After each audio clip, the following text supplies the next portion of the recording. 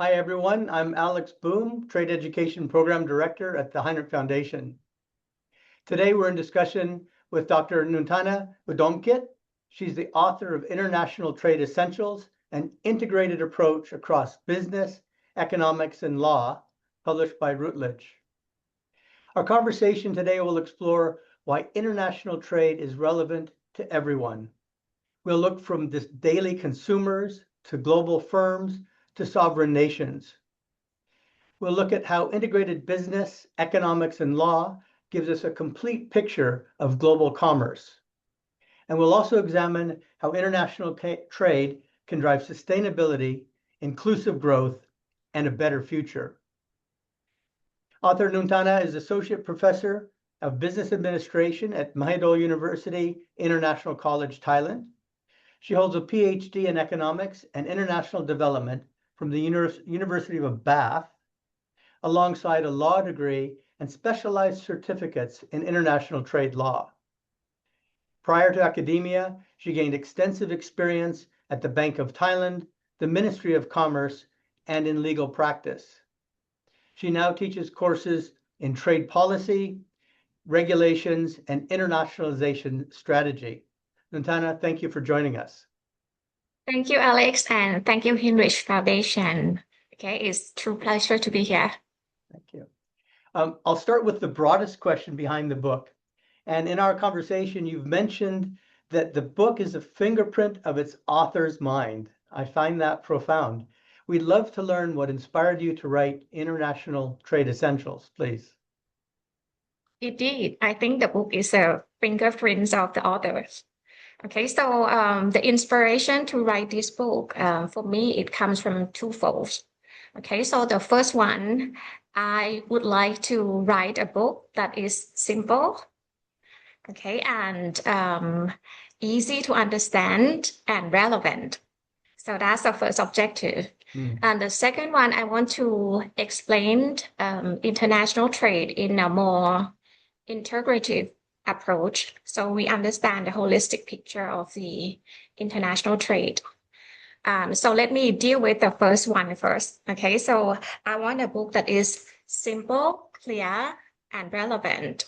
So by doing so, I structured the content with a very simple questions of why, why it is important. So from individual level to firm level to the country level, and why laws and regulations matter, and to conclude the book with why we have to care about sustainability in international trade. So it starts with why, then people can relate. At every beginning of each chapter, I have like a little opening box to relate everyone to the significance of the topic that they're going to learn in that chapter. I keep everything simple, easy to understand. So that's the first objective, that inspiration I want to write this book.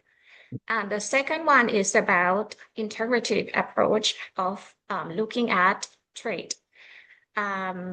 So I combine the perspective of business, economics, and law together. And moving from being a practitioner to academia, I noticed this missing link, I would say, that when we teach about international trade, if you enter law school, is one approach. If you enter economic school, it's a little bit more abstract. And if you enter business school, then it's also different. But we need a comprehension of everything, a more comprehensive approach of international trade.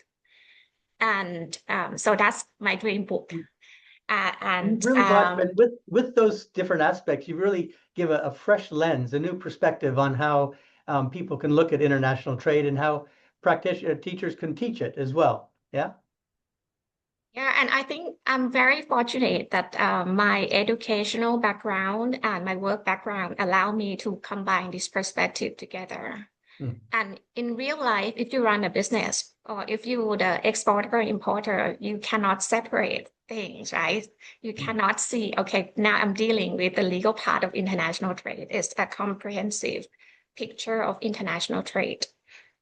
So, Good. so And that's my inspiration. thank you. And also, I noted that you shared with me that you wish this book was available when you were studying. So I'm sure it will help other people on their journeys. Because I was in different school, right? So, and the way they teach are so different. Mm. And some books are too easy, some books are too complicated. Mm. And different angles, like law school, then you study things super serious, from legal standpoint. Business school, little bit, I would say, like you cannot run the business without knowing laws and regulations. Yeah. And we Yeah. can discuss later about why we need to pay attention to the regulations. I'm looking forward to that. So just if we could start looking at the core question, why does international trade matter? So you bring together the first three dimensions of your book, sort of scaling from the individual consumer, the overall global business strategy, and you bring it on to the national economies. And so I'd like to just start with at the individual level. And a couple of points. You propose a very provocative opening question in chapter 1, and that is, can we imagine a future without international trade? So could you touch about how trade is woven into our overall everyday lives, and also perhaps how globalization has reshaped daily commerce, please? The beginning, I thought, is it too easy question? Is it too simple to ask this question? But I realized that many people just take it for granted, Mm. and they don't really observe, how much we rely on international trade.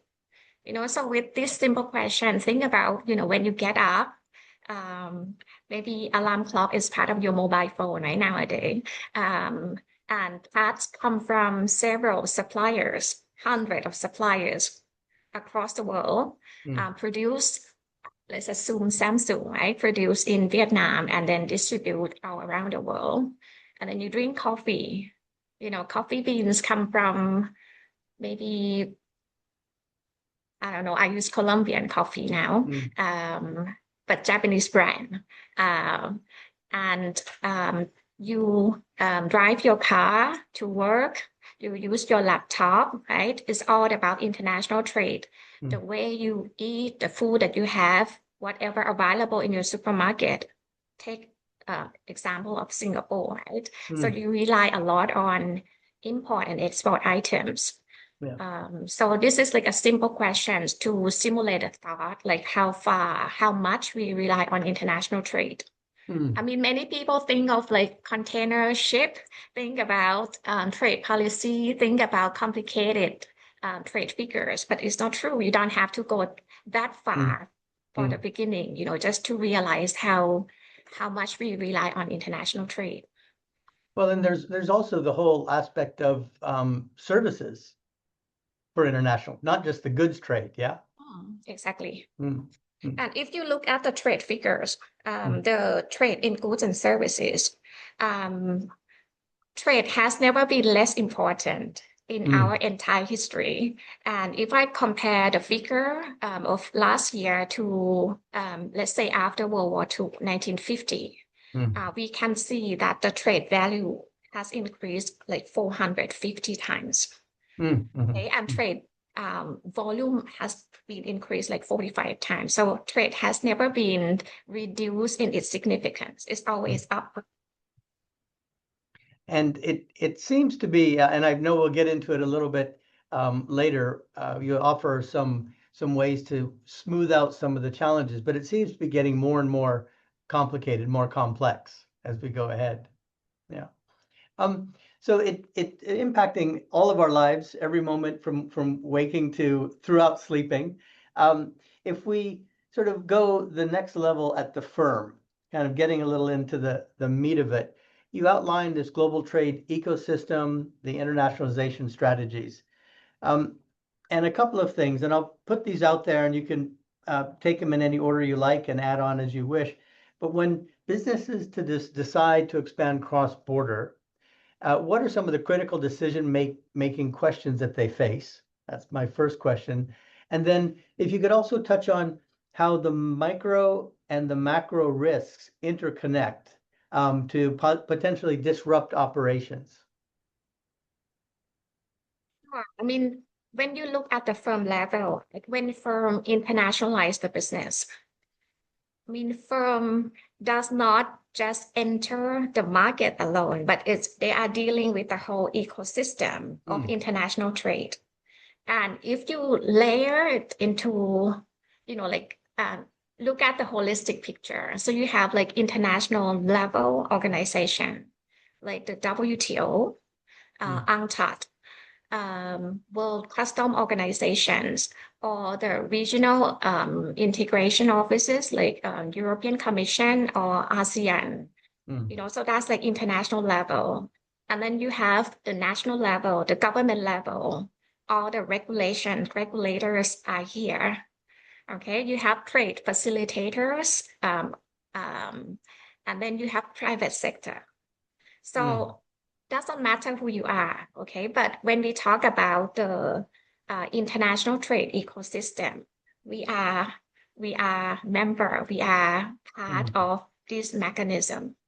So when firm internationalize the business, it's not just about one unit, okay, that they enter. I mean, the firm enter international market, but firm has to also deal with different stakeholders in this ecosystem. Okay, and there are a lot of benefits, okay, that come with internationalization from firm's perspective. And this is something that in business school we talk a lot about internationalization strategy. Okay, it brings the benefit of like you diversify your market, you have potentially more revenue, more profit, you diversify your risk, etc. But it also comes with the cost and risk, right? And cost and risk also related to the mode of entry, how firm would like to expand the business abroad. So besides thinking about the benefit, equally important, you have to think of your cost and your risk, right? And to relate to your question, like risk, I think that's the most challenging thing in the 21st century. When you look at the risk, you can see there are risks that you cannot control, right? The macro level risk, political change, political conflict, natural disaster, economic crisis. So that's macro level. So that's beyond what firm can control. And those are linked with the micro level risk. So if the government announce sanction, then we cannot trade with each other anymore. So from the macro level, it's cascade down to the issue of the operational level. So that's something that is very challenging. And you can Especially see today. a lot of news in the media. Yeah. I wanted to, you mentioned the mode of entry into new markets. Could you touch on that a little bit? What are some of the options that you cover in the book in terms of what are the approaches available to firms? Sure. I mean, for a small SME like in Thailand, right, the most popular mode of entry, of course, it linked with their capability, right? So how much money do you have? Like resources, how far you can take the risk. So it explains why majority of Thai entrepreneurs start off with being just the exporter. Okay, so you export, so you can control your risk to a certain level. But if you think of setting up subsidiary abroad, so it's perhaps not possible for small and medium-sized enterprise because they may not have enough money, resources, people, or don't know regulation at the far end, at the other destination. So there are several modes of entry, and you know yourself, nowadays you can mix and match. You start with something small and then things can evolve. But at the end, you have to make sense about your cost, okay, how far you can bear the cost and how far you can bear the risk. And a lot of firms now the smaller firms are entering foreign markets through e-commerce, of course, Sure, yes. a growing area. This is, I just wanted to touch on, you mentioned about after the supranationals, the WTO level, then you've got the government level. And you mentioned about regulators and so on. Could you touch a little bit on some of the challenges a firm might place in dealing with, are the regulations aligned amongst countries? And what if they're misaligned? What are some of the challenges that at the firm level that they would face with that, say, misalignment of regulations? Say, I would like to separate two things, two level of firm, right? So if you talk about big corporation, Yeah. they have lots of resources. They can do market research, and you can pull the key expert, right, to help analyzing your market. But for SMEs, we are talking about different world. So sometimes you just hear that there's some opportunities, like market demand in this country. So maybe you misconceptual that market demand equal market access, which is not true. Yeah. I can share my mistake that I'm going to confess with you first time in my life.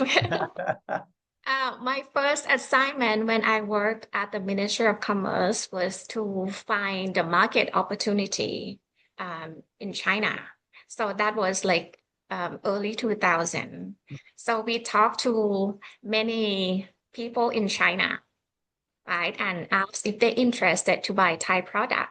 Right? And the shops already have Thai product, right? So they say yes, they would love to import more of Thai product, and we try to set the list of the products that they want. Okay, and then we do some matchmaking. Okay, some business matching with a Thai exporter, and at the end, I'm super naive, without learning about regulations, and then we realize that yes, they want Thai product, but they don't have the license to import. So it goes to market access issue. Doesn't matter who you talk to, right? So they seem excited with Thai product because we have good, how to say, like image for Thai quality, especially for food. But that's the mistake that I learned when I was a junior trade officer. Also, another case, we try to promote Thai product into the United States. Okay, and we would like to find the locations that we can use as a flagship store to display super high-end Thai product. Yeah. And exactly the same issue. We find the location, good traffic, but at the end, we didn't pay attention on the building regulation. Jeez. There's so many levels to that, right? At the government level, for the licenses, that right down to the vendor level at the mall or the location.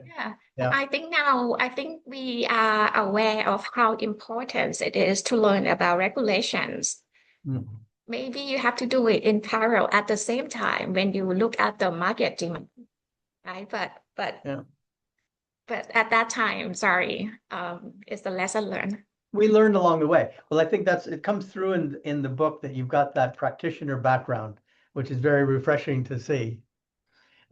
If we sort of zoom out a bit to the nation state level, great economic significance to many, if not most countries. A couple of questions along that line. What are some of the benefits and challenges of interconnected countries? And I'm looking for sort of beyond the headlines. If you could drill down to some of those. And what are some of the main things that you would say that between nations, why do they want to trade?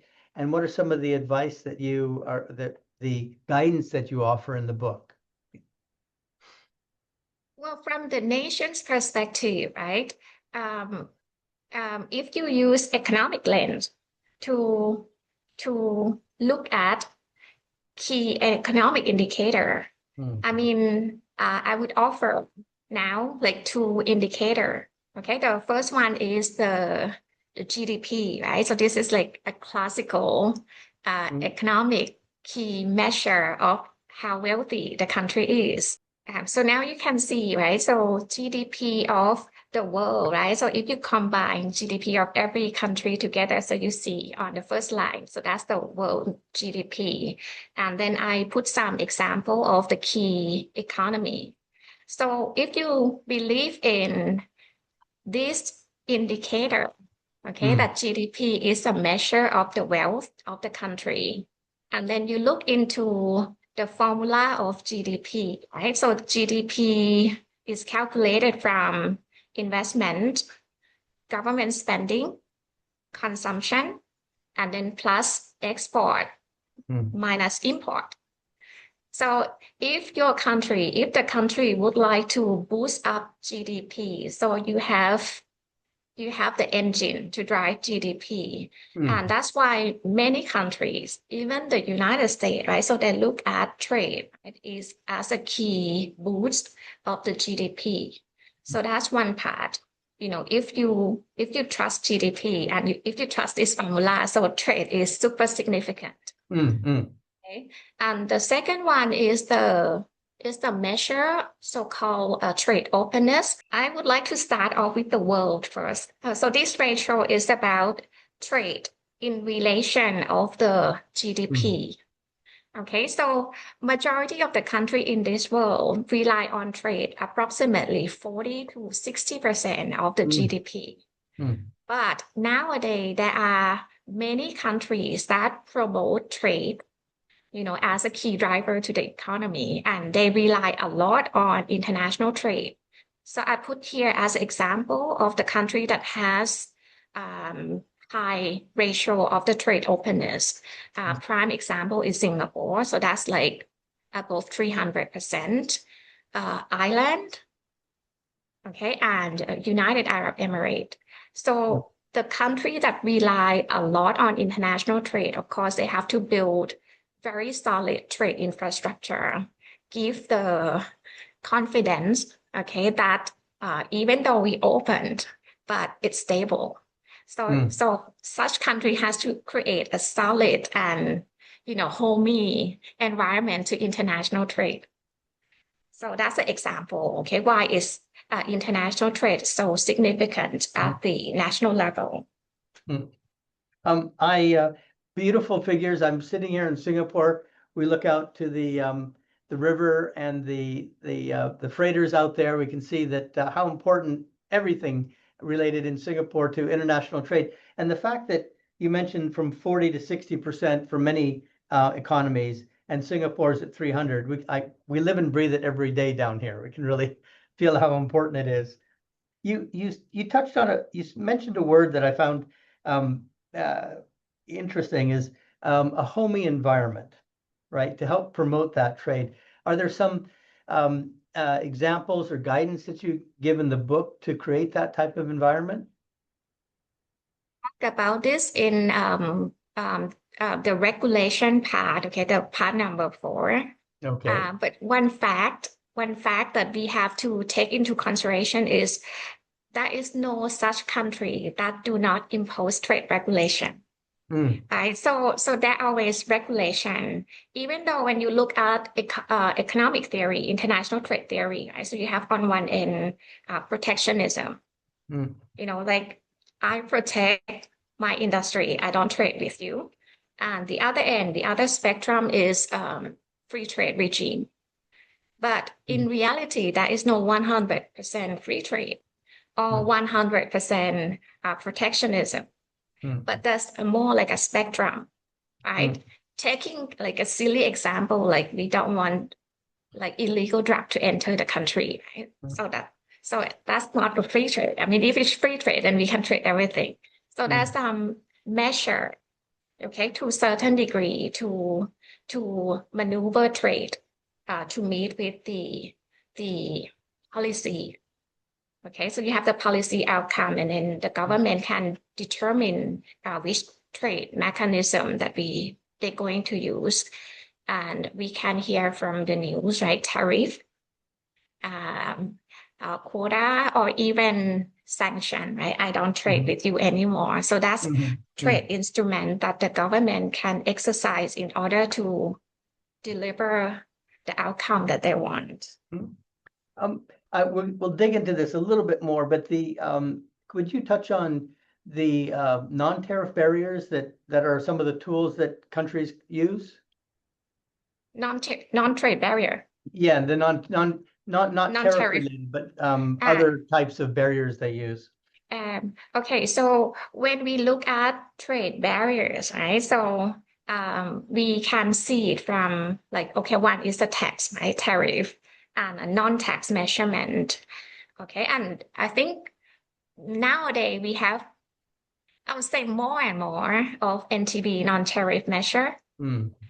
But it depends on the logic. We can talk about the rationale behind later. I mean, if the rationale, I mean, every country would like to protect certain industry, right? That is sort of, you see it as this is sensitive. I want to protect. We cannot deny that fact. Yep. Yeah. Yeah. So there are some instruments that the government can exercise. For example, quota limit. Because the logic is you want to protect your local industry. Like in Thailand, if you get rid of tax, get rid of everything, right? So we can import German car at super cheap price. But we have local industry here. So the logic behind is we also need to protect the job in the country. We also need all agriculture, right? If we open up for free trade 100%, I don't think Thai farmers can compete with Chinese product because cost is far more cheaper out there. Certainly. So that's about the instrument.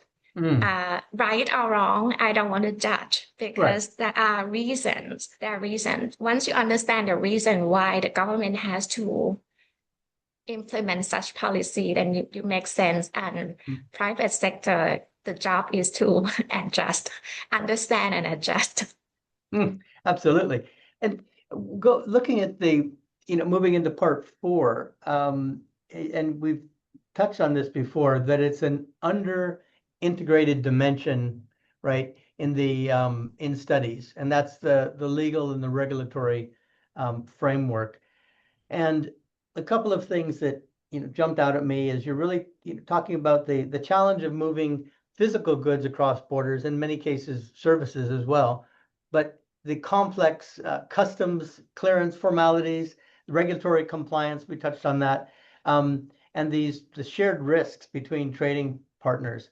Could you bring that a little bit, bring it together, this legal and regulatory framework, and perhaps, if you feel it's appropriate, talk a little bit about some of the specific paperwork that's involved. So, the bill of lading, for example, and those sort of things that might seem unsexy but are pretty critical. Could you just touch on that, please?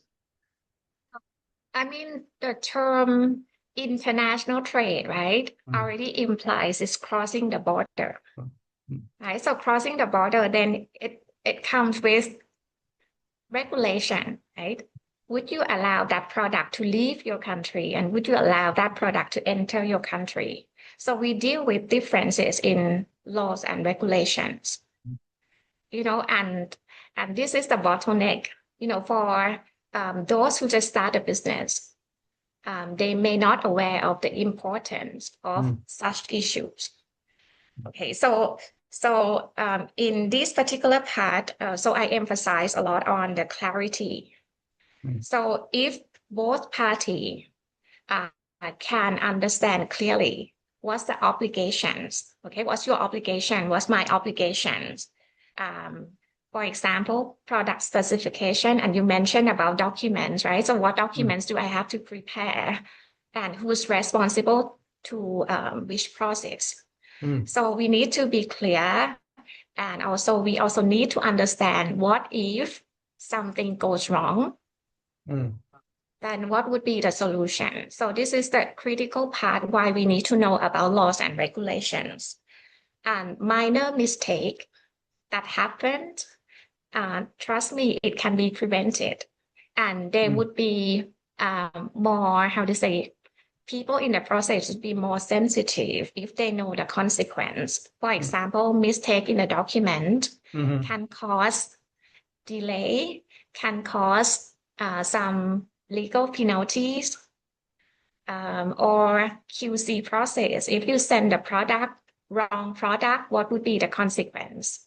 Product defect, what would be the consequence? So these are the things that once you have the awareness about the obligations and legal consequence, you would be more careful with everything that you do in the process. So in this part, then I touch on the issue of Incoterms because I think it's important for exporter and importer to understand their responsibility. Like trade term that being used, it indicates who bear which cost, okay, and where is the point that the risk from the exporter is transferred to the importer. So you understand, how to do price calculation, and if the damage occur during transportation process, who bear the risk, for example. So that's the element of Incoterms. And then I touch on custom formalities process because I think it's very important for exporter and importer to understand who manage custom process. Okay, and what are the requirements? Is it restricted goods, prohibited goods? What license do you need? Documents requirement, duties and tax payment, inspection requirement, etc. So that's about custom process. And the last part, then I talk about key contracts. Well, we're not teaching, or we don't want everyone to be lawyers, okay, but at least to have some sense of the purpose of, okay, what do you need to be careful in the contract?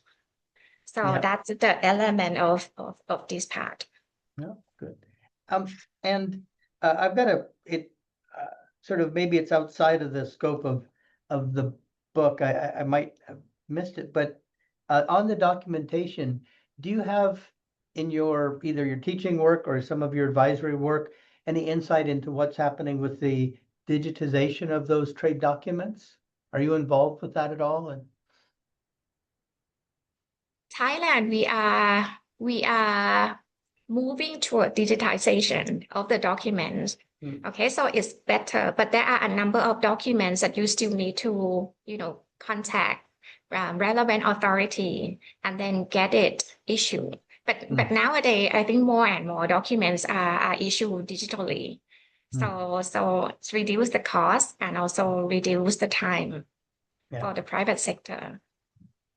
And as with your practitioner background, what do you see as the reducing time? But what are some of the risks that you see in this learning phase as we're going from purely paper, right, in the transition now into digital? What are things that you would tell your class, your students, that they should look out for? I think at the end, countries also have to be a good place for trade, right? So it's about trade facilitation, as well as being a regulator, right? To check about security, national security. But at the same time, we want to promote trade. So the role of the custom officer or the public officers that are dealing with international trade has changed, from that super, how to say, like difficult to contact to more easy access, like give some advice. And with all this development, I see it as a positive thing. Like in the past, we even in some UN data, UNCTAD data, we also compare like which country offer the fastest custom clearance process. So that becomes like one of the unique selling point of using that country as a hub for production, right? Or distribution. So that suggests you're going into national policy, right? The government's Exactly. vision on where do we want to stand, how do we want to compete internationally. Yeah. That's one of the competitiveness of the country that they can build. Yeah, great. I've got a question about your teaching work, if I may. What are the areas that, and I don't want any sensitive answers, but what are the areas that you're finding the students are most challenged by with this integrated approach as you've got here? And what are the areas that they're sort of that aha moment where they're saying, I see what you're trying to do here with these International Trade Essentials book? Okay, I think I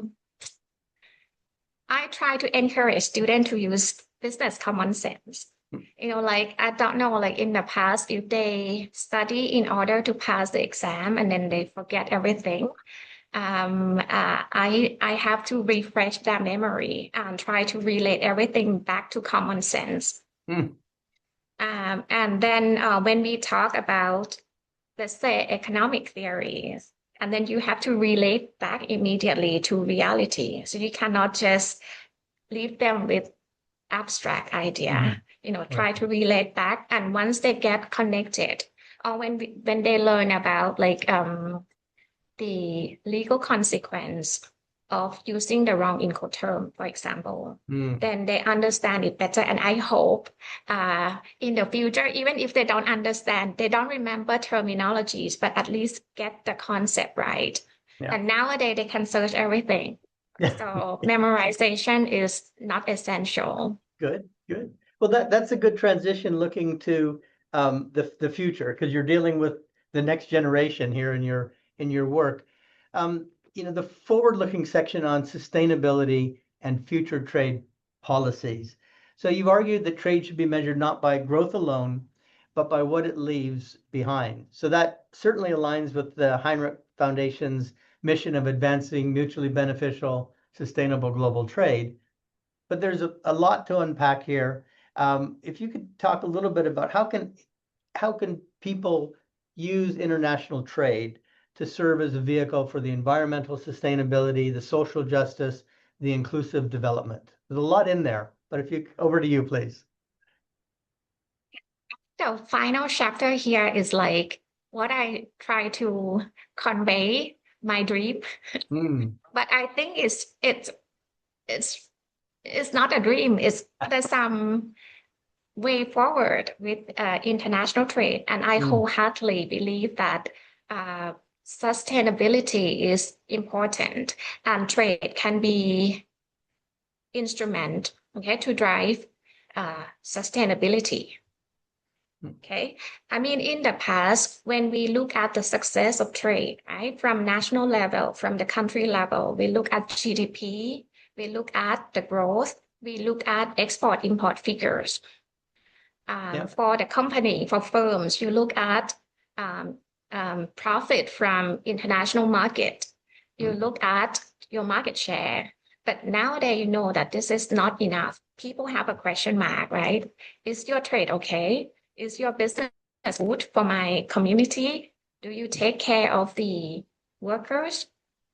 And country, and people question like, okay, is there any illegal practice, etc. So people have a lot of question marks. So you cannot escape the truth of the 21st century. Yeah. And if you look at what's going on, right? So you can see the trend of ethical consumer. Like we want to consume good product if we can. We want to support community if we can. We would like to buy organic product if it's not too expensive and if it's available. So that's ethical consumer. And then we also have the mechanism, so-called like the voluntary sustainability initiatives. So it's implemented by the company or the private sector by themselves. Many organizations have CSR program, right? The corporate social responsibility. Yep. Many company do the sustainability report by themselves, voluntary. Many companies use ethical sourcing, code of conduct. Many company then use apply for certificate like ISO 14,000, SA 8,000. So that's voluntary mechanism. Yeah. Okay, or product with fair trade label, ecosystem, eco label, etc. So that's voluntary method. And nowadays we have more and more legal framework to push sustainability. Right? If you observe like what's happening in Europe, right? So we have regulations that require firm to be good. Example like CBAM or due diligence, supply chain,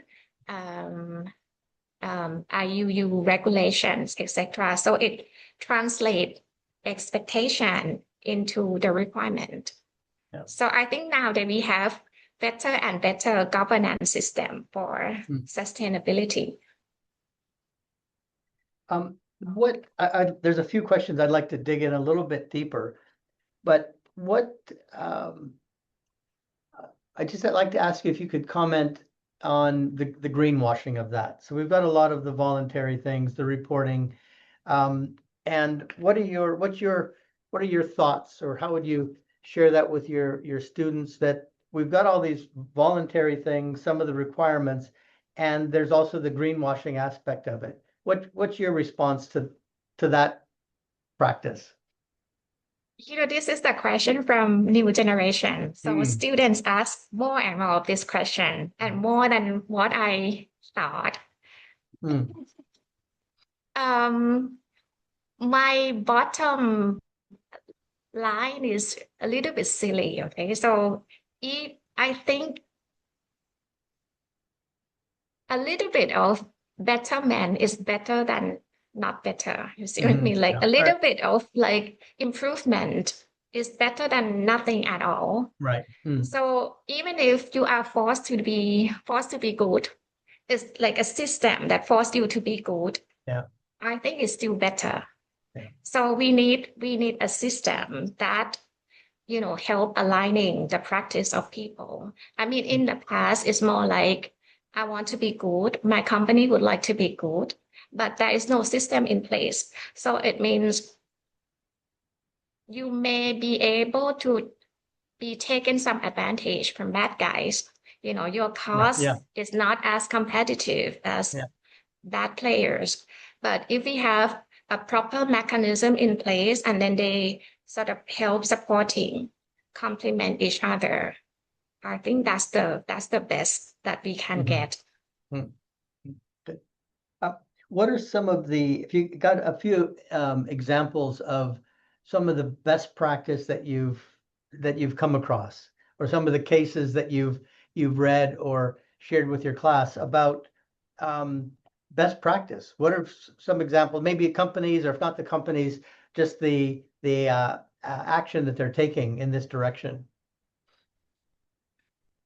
In Thailand, I work with several communities, small community project that they help support the community through trade.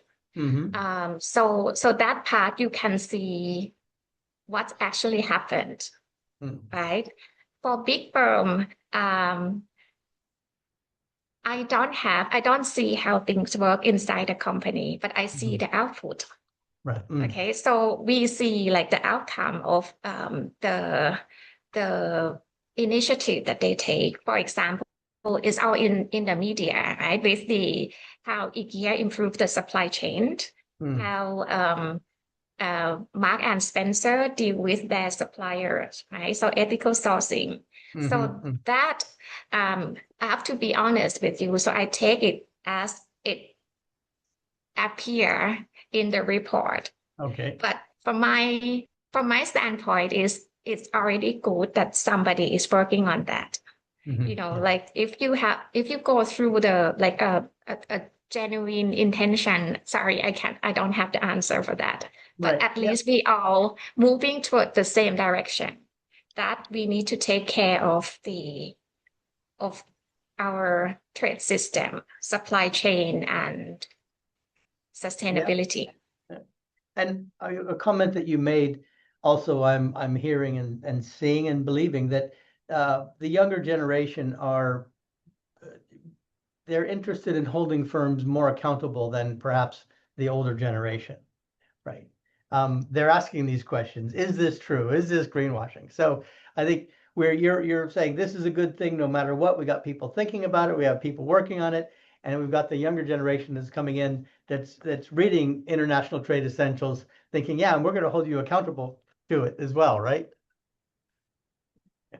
This is something like when you in contact with the young generation, it's always something new every day, to learn about that perspective. And then when they say, oh, we don't trust easily that the firm is good, then it's interesting to learn from that perspective. It is, and it keeps it fresh. Do you have any recommendations for the, on terms of this sustainable trade, this ethical trade, for the regulators that are drafting the policy? We just talked about a lot of this work coming from the firm level. There are certain CBAM and others that you've talked about from Europe. But are there any other any suggestions or recommendations or thoughts that you have that the regulators on the policy side should be looking at? Mm, um, regulators and businesses, we are wearing different hats, so they have their job to do, and private sector have, different responsibility. But don't forget that we are in the same international trade ecosystem, right? So Yeah. if we want to make international trade better, build a good home for international trade, we have to understand the holistic picture. So regulators, right, focus on designing the policy, enforcement of the policy, business then focus on operating and make the deal success. But if we can understand each other better, I think we would have a better policy and better implementation. And by working in the public sector before, I have to defend the public officer too. Well, with the public law, right? So officer can only do things if the law allow them to do so. Yeah. So that has some positive side that government officer cannot abuse their power. So you can only do things that the Within your law scope. allow them to do so. Yeah. Yes. Therefore, we need good laws.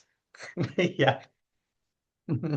Like when we hear or when I work, right, then we are very close with the exporter and importer, and they complain about custom regulations. We can only hear, but we don't have authority. Yeah. And I'm sure that they would complain to the custom department that to obtain the license and documents are so complicated. Yeah. So, but they cannot do anything because we have different authority. Yes. So at the end, if we want to improve the quality, the ecosystem of trade, we have to do it together. Together, absolutely. That's words of wisdom. And so many, really break down the silos, right? Bring people together on these issues. I've got a question that we didn't touch on when we spoke earlier, but I'm very curious. What have you learned, or the main learnings from writing this book? You've taken a fresh perspective at bringing all of these things together. You've got this great practitioner background, legal background, and professor background. What are the key things? Anything surprising that came out when after you've went through the exercise of writing this? Number one, writing a book is not easy. you have to keep the discipline, right? And do a lot of research. And so that's like self-development.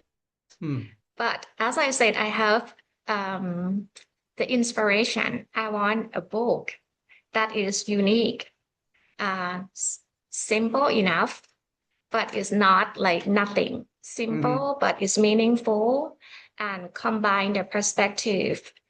Try to be more holistic as possible. I mean, this book is not perfect, right? So you can integrate like social dimension of trade. You can integrate political economy in, but with the limitation that I have, I think this is the best that I can offer. And I hope if you have the opportunity to read it, then you understand it, understand international trade in different angle. So you understand from individual level, firm level, and why countries are competing on trade, and why trade and regulations matter, why we have to have good trade policy with clear objective, clear legal basis, transparent, predictable, and reasonable, practical for the business to follow. Yeah, great. So that's like the ultimate hope that of what I want to deliver. And once we have a better understanding from different angles, I think sustainability would come as autopilot, because we don't want to destroy international trade. We want trade to be sustainable and last for the future generation. Yeah, great. Wow, that's a beautiful summary. Wonderful summary. I would just like to, in closing, say that's a beautiful hope that you have for the world and the trade community. I would I'll have our trade book talk come to a close now. I trust that this has been helpful for all of you to learn about international trade essentials direct from the esteemed author. Nuntana, thank you very much for joining us, for your rich insight. Just before I break, what's your next book you're working on? I touch on breadth, right? So maybe in the future I would go for depth, but I haven't thought about it yet. I need a break. Okay. Well, we thank you for the support that you're giving to the trade community, to your students, and we look forward to having a conversation once your next book is out. Thank you very much. And thank you, Alex, and thank you, Hinrich Foundation, for a wonderful event like this. And also thank you, participant and audience, for your interest. So I hope you find the book is useful and fun to read. Yes, thank you. Thank you.